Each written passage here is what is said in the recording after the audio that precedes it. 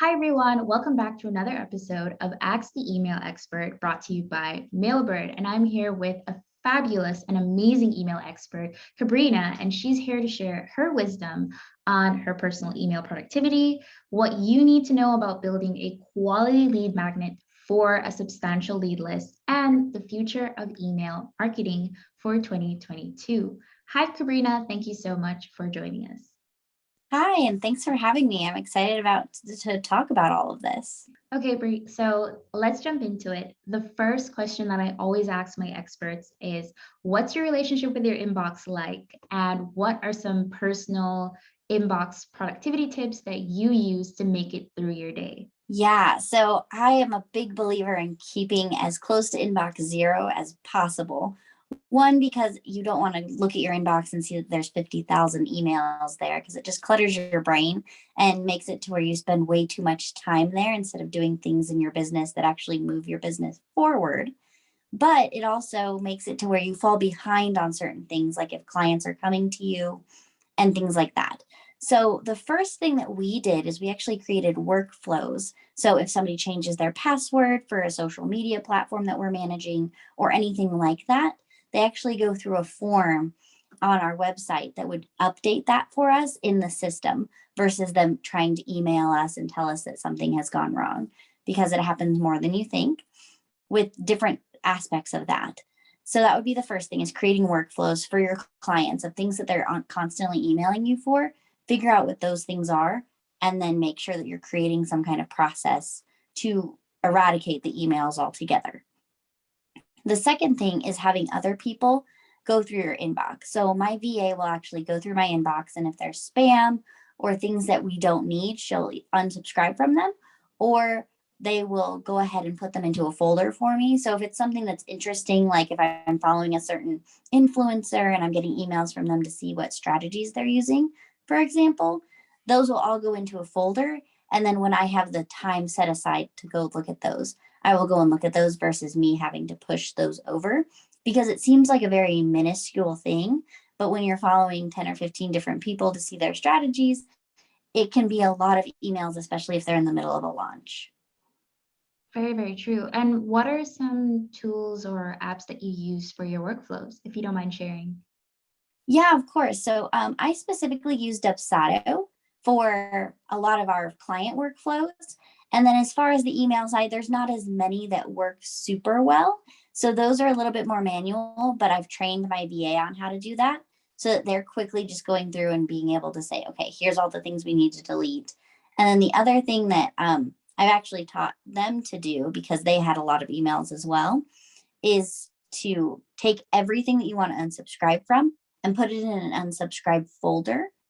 And then you unsubscribe from everything. And then on every Monday, you go through and you delete all of the emails as you're unsubscribing from them. So let's say that you started your business and you subscribe to a ton of different things to get all this content to start your business. Well, eventually you're going to want to unsubscribe from that.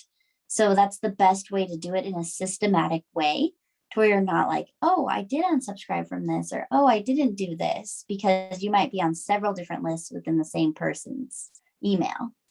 True, very, very true. I know that I have a few emails that when I started, I was subscribed to all of them. And now I'm just like, I don't really need this right now. So Mm-hmm. definitely a tip I'm going to follow up on. And I would ask you, being the expert that you are when it comes to just generating leads and just having a quality email list and nurturing that list. I know for some of our listeners and their subscribers, they are business owners themselves. So could you Mm-hmm. walk me through the process of how do we create a good lead magnet? Why do we need a good lead magnet? And what do we do once we've created that lead magnet? Yeah, the beautiful thing about lead magnets is that there's lots of different types. You can go from what we call a freemium lead magnet to something that's even a smaller paid product as a lead magnet. So it just depends on what kind of business you have and what you want to achieve. Most businesses can use both. And I always suggest that, because you're going to have some people that want to just test out who you are.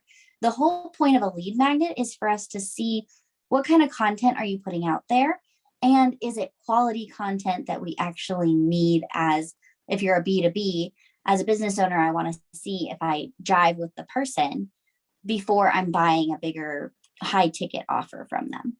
So that's something that you need to think of. The sad thing that's happened with lead magnets in the last about 5 years is that it's become a lot of fluff. Everybody's like, oh, these are so easy. You can just do a checklist, or you can just do a 1-page PDF, which are great, but they also have to be quality content. And because people get this, it needs to be so easy, we don't actually put a whole lot of effort into it. It can absolutely be easy, but we just need to be able to see that you're bringing forth something better than what other free people are giving. So I love the idea of quizzes specifically, or small paid products. So Courtney Donahue, which is a phenomenal marketer to follow, she does something called pocket products. So these are anything between $27 and $97 that you're running ads to. So the idea is to have self-liquidating ads to your opt-in. So that way you're getting all of these people into your incentive, but you're being able to run ads to it. So you're getting to reach a wider audience, and you can nail things down. You can test different things because you're not having to worry about all of the ad money that you're spending towards that. The other one that's great is a quiz, because then you can do it you can have a free thing that you're putting ads towards. So you're just going to have to keep that in the back of your mind. But the great thing about quizzes is that 9 out of 10 things shared on social media is a quiz. So you'll see those different BuzzFeed quizzes, which Disney princess are you, which character from whatever show you're in love with, you'll be able to find a quiz like that. So if you can come up with those and really think about, what are the different products that I have, and how would I want to know who would pre-qualify for these? So for us, like if you have a one-on-one and then your high ticket signature course, for example, the kinds of people that are going into these right now as you're getting them on sales calls and things like that. What if you could ask those questions ahead of the sales call? So they're already pre-qualified. You're sending them specific emails that are already tailored to them, so they feel like you're talking directly to them. And that's going to be one of the biggest changes that's happening in the market, especially post-COVID. And as we're kind of in the middle of some of the crazy that's still going on, how do we connect with people when we have to be apart? It's that whole being together while being apart, because a lot of us are not able to go to conferences right now. Things are getting canceled still. So we have to be more mindful as marketers and in the inbox that this is something it's connected to somebody's phone. They have access to it all the time. They're getting dinged about different emails coming into them. So it's a very personal experience in email marketing. And that's why even though it's been around for a while, it has stayed a part of the marketing strategy for businesses of all sizes. Very nice. So now that we have timed up, okay, these are the things we need to do, what happens now that we have the emails, and what kind of emails would you suggest that we focus on when we're now trying to nurture this list? Because, most people will be like, all right, now that I have you, I know that you match my target audience, buy my stuff. Because obviously you're here to buy my stuff. But what should we do instead? Or should we go about that route, but just in a softer approach? Yeah, no, I love that you brought this up, because this is one of my bigger pet peeves being in the email marketing industry, is that you get onto somebody's list and they are shoving something down your throat like the second that you get on there. And it's really hard to stomach, because we're trying to create this relationship. If you want people to be return customers as well as bring their friends along with them, you need to be more like Disneyland versus going to Elitch Gardens. So think about like the theme park that's close to you that is kind of on the downhill side. So for us in Denver, that would be Elitch Gardens. You go in and they're shoving stuff in your face. It's upsell, upsell, upsell, upsell everywhere you turn. Disneyland, you walk in and it's a magical experience. Everything is perfectly placed for a reason. Downtown smells like peppermint, things like that. They're using that psychology of things like smelling like peppermint makes you more hungry. So you're already going to buy. They're not trying to shove it down your throat. So they're letting you make the decision in the long term. So we need to think about our marketing like that in this quiz as well. So one of the things that we want to do is send them who you are and what you do and how they're the hero of the story. Because a lot of business owners, they're trying to make themselves the hero, trying to prove how good they are at what they do in order to make people want to work with them. That's not how the market works anymore. People and buyers, they want to be the hero of the story. So how are you, if you're B2B, helping other businesses be the hero, get the sale, get the conversions? What are you doing to help them? So you want to look at yourself as Yoda and everybody else is Luke Skywalker. So that way you're just guiding. They're asking the questions. They're giving those pushback. They're doing all those things that Luke did. And you as Yoda are saying, okay, here's the way to reframe it. Here's how you need to think about it. These are what these emails need to be saying. So we suggest people actually nurture for 1 to 2 months before they even sell. You can absolutely have a tripwire at the end of this quiz if it's played correctly. But for bigger offers, we want to make sure that people know, like, and trust us way before we're ever saying, hey, here's this amazing thing that I have, and you don't even know who I am. 100%. And when you say tripwire, just what did you mean in terms of that? Yeah, so a tripwire would be if they got to the end of this quiz and they were in a specific bucket, like let's say they were a very beginner, and you know that you have a $27 offer that would get them quick results. That would be something that I would definitely try at the very beginning and test out, and then do a split test with another quiz where you don't have that and see what the difference is. The other way you can use a tripwire is to actually put it several emails down. So you get that who you are and what you do, and then at least 2 information heavy emails that are talking about how to get quick wins through the email systems that you're using, and then give them that tripwire because they're more likely to buy it because they already know you. That makes sense. Nice. And I would just lead into my next question, which is, what do you see happening for the email industry for 2022? And what would you like to see happening for the email industry for 2022? Yeah. So for 2022, based on everything that's happened and how we've had this global experience together of COVID, this is super unique to anything that's ever happened because we all have had something happen with us. People have lost jobs. People have been at home. We've had to wear masks.